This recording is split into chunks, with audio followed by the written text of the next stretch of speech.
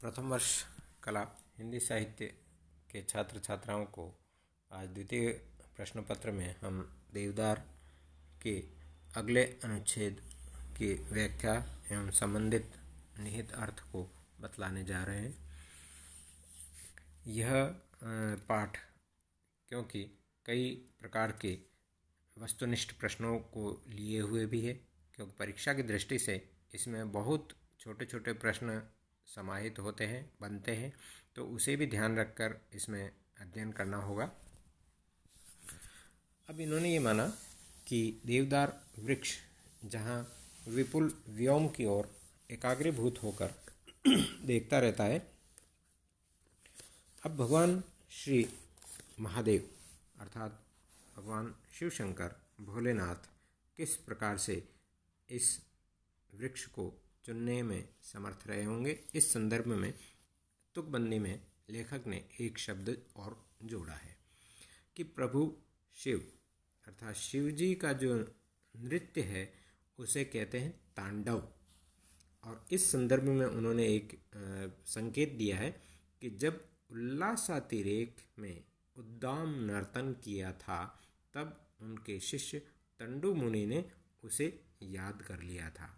उन्होंने जिस नृत्य का प्रवर्तन किया उसे तांडव कहा। तांडव अर्थात तंडु मुनि द्वारा प्रवर्तित रस भाव विवर्जित नृत्य। अब इसमें देखिए लेखक ने क्या शब्द जोड़ा है, तांडव है। तांडव नृत्य का नाम कैसे पड़ा? तो प्रभु शिव का जो शिष्य था तंडु, जिसका नाम दिया तंडु मुनि। अब तंडु मुनि ने भगवान श्री शिव के इस नर्तन को, नर्तन यानी नृत्य को, वह भी उद्दाम क्यों कहा? क्योंकि बिना किसी ताल और लय के यह नृत्य है और यह अपने उल्लास को, अपनी खुशी को बहुत अधिक मात्रा में व्यक्त करने में तत्पर है। ऐसी स्थिति में प्रभु शिव के इस नृत्य को, जिसे तांडव कहा जाता है, शायद तांडव शब्द तंडु मुनि द्वारा दिया गया होगा और यह भी इसलिए होगा क्योंकि भाव और रस से विवर्जित नृत्य है, क्योंकि इसमें भाव भी है, रस भी है और सब कुछ लिए हुए इस नृत्य को बहुत ही अधिक मात्रा में पसंद करते हैं। और प्रभु शिव का एकमात्र प्रिय नृत्य तांडव नृत्य है। इसमें कहने के लिए तो यूँ कहें कि भाई न तो इसमें कोई रस है, न कोई भाव है, केवल नाचने वाला का न तो कोई उद्देश्य है और न ही कोई अर्थ लिए हुए है। अर्थात यह नृत्य, तांडव नृत्य, जिसमें कोई तालमेल नहीं, कुछ भी नहीं, बस नृत्य जरूर है, जिसमें यह कहा जाता है कि वो प्रभु की खुशी का एक नृत्य है। अब लेखक का ये विचार है कि जो नाचने वाला व्यक्ति है उसका न तो कोई उद्देश्य है, न कोई मतलब है और न ही कोई नृत्य का कोई उद्देश्य भी रहा है। केवल मात्र यह जरूर है कि जड़ता के दुर्वार आकर्षण को छिन्न भिन्न करके एकमात्र चैतन्य की अनुभूति का उल्लास क्यों दिया इसमें? क्योंकि लेखक ये मानते हैं कि यह इस हिमालय पर्वत पर अकेले हैं और बर्फ की इन शिलाओं में हमारे प्रभु श्री शिव जो ध्यानस्थ होते हैं, बहुत अधिक मात्रा में अपने ध्यान में जब एकाग्र हो जाते हैं, उसके पश्चात अपने इस जड़ता को हटाने के लिए इन्होंने यह नृत्य शुरू किया है और एकमात्र कहा है क्योंकि चारों तरफ शांति और चुप्पी है। उस चुप्पी और शांति को भंग करने के लिए इन्होंने इस नृत्य को दिया जिसमें चेतना अवस्था आ जाए। आगे इन्होंने ये विशेषता दी कि एकमात्र लक्ष्य ही छंद भरता है और इसी में ताल पर नियंत्रण बना रहता है।